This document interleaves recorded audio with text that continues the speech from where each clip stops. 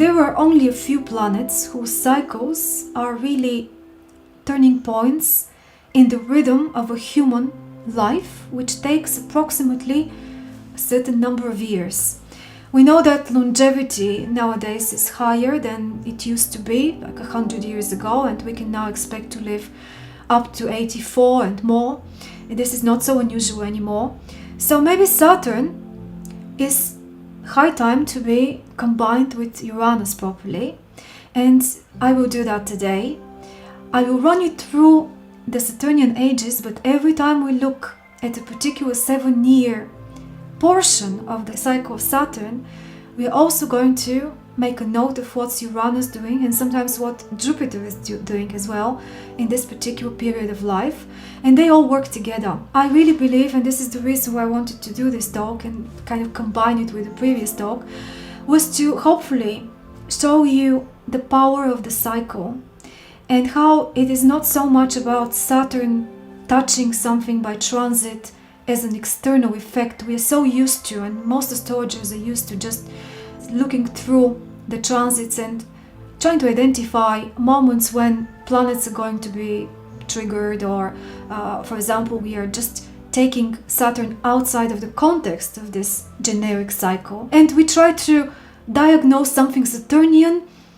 just piece by piece in this particular moment. But the important thing is, if you have, for example, Saturn conjunct your Sun or your Moon or something like that, a very important transit, at what point in your life is that happening? It's the age factor. Saturn and combined with Uranus, these two together, they are regulators of the different ages. And I think we don't pay enough attention to what are the main things, like a structure, like a form. And this is what Saturn is all about, a container within which something unusual, creative and specific is supposed to happen and has the chance to happen. But there is this container, there is this limiting factor. If you're trying to do something different, and many people are trying to do different things with the 7-year periods, to push their life or their activity to things that are just not suitable for this moment, and they're missing the point because there are hardly people out there explaining what is the point, for example, of the age between, say, 56 and 63 or later. And the later in life we get, the more difficult it is to find out what's the meaning now, especially after the active years, when many people assume that it's just like a process of slow deterioration. Instead, there is something else there is something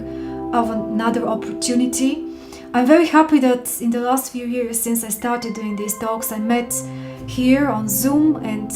in the group mostly a lot of people who are quite a lot older than myself and who are a great example of living in a good way, in a creative, positive way, their later years, using this understanding from astrology or maybe from other places as well, or this was just a personal journey that they managed to go through, and give a very good example of